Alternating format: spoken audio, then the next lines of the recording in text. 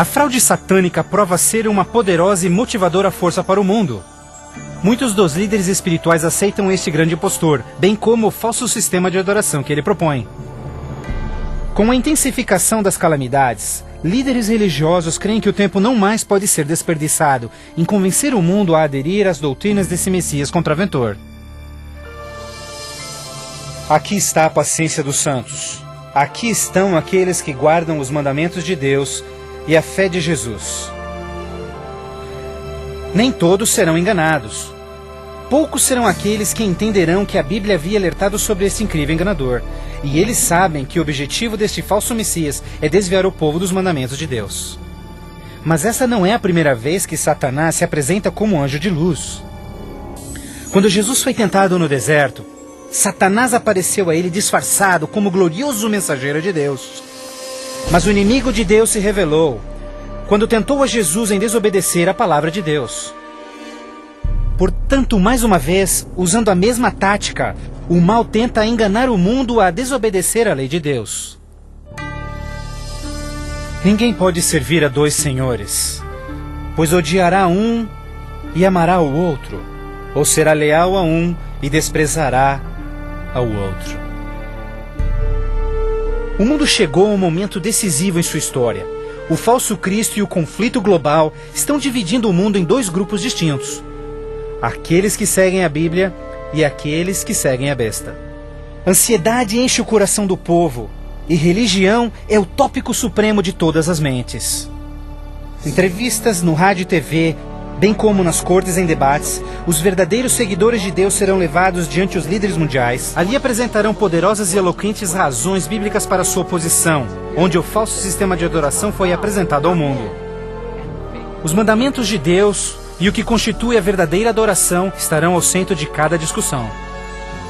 Movidos pelo poder do Santo Espírito, compelidos pelo argumento bíblico dos servos de Deus, milhares em todo o mundo converter-se-ão desde suas igrejas sem vida e se posicionarão junto aos impopulares, mas verdadeiros seguidores de Jesus.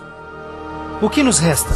Devemos obedecer a Deus ou ao homem, à tradição popular ou à Escritura, dividindo assim o mundo inteiro em dois grupos. De um lado, aqueles que receberam o selo de Deus, e do outro lado, aqueles que receberam o sinal da besta. Aquele que é injusto, siga sendo injusto. Aquele que é sujo, que siga sendo sujo. Aquele que é justo, que siga sendo justo. E aquele que é santo, que siga sendo santo. Este texto de Apocalipse antecede o próximo evento em que todo homem, mulher e criança fará sua final decisão, a favor ou contra Cristo. Ao lado de Deus estão aqueles que em fé observaram sua palavra, mesmo diante oposição. No outro lado, aqueles que escolheram a religião de tradições humanas. Assim como as portas da Arca de Noé fecharam-se instantes antes do dilúvio, a porta da graça será finalmente fechada para o mundo, e a graça de Deus não estará mais disponível para os perdidos. A segunda vinda de Cristo é iminente, mas primeiro, o mundo terá de atravessar as mais devastadoras pragas que jamais sobrevieram sobre a humanidade. Ouvi então uma voz vinda do templo dizendo aos 7 anjos: Vai e derrama sobre os povos as 7 taças da ira de Deus. O primeiro foi e derramou a sua taça sobre os povos, e se viu uma ferida feia e dolorosa nos homens que tinham o sinal da besta e que adoravam a sua imagem.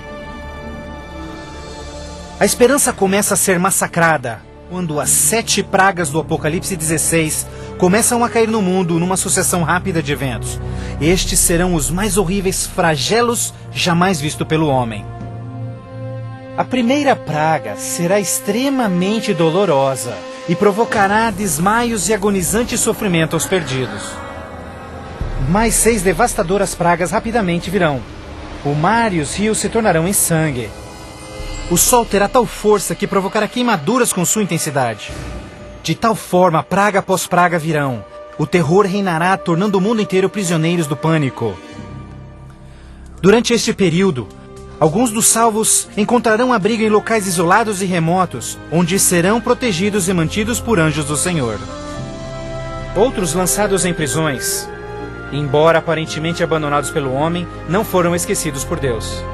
Os fiéis de Deus estarão protegidos das pragas, da mesma forma como os filhos de Israel foram preservados durante as pragas que caíram no Egito. Neste momento, os salvos passam por um momento de angústia em suas almas. O principal pensamento em suas mentes: estamos em paz com Deus? Finalmente, encontram paz em suas consciências confiando nas promessas de Deus. Assim sendo, o dragão irou-se com a mulher e foi ao seu encontro para guerrear com os demais filhos dela, aqueles que guardam os mandamentos de Deus e têm o testemunho de Jesus Cristo.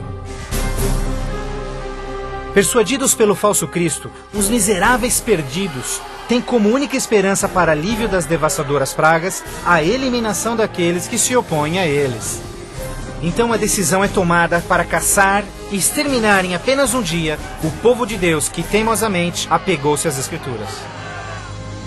Assim sendo, o campo de batalha espiritual tem aqueles que seguem as tradições humanas e adoram a besta, contra aqueles que amam a Jesus e obedecem os seus mandamentos.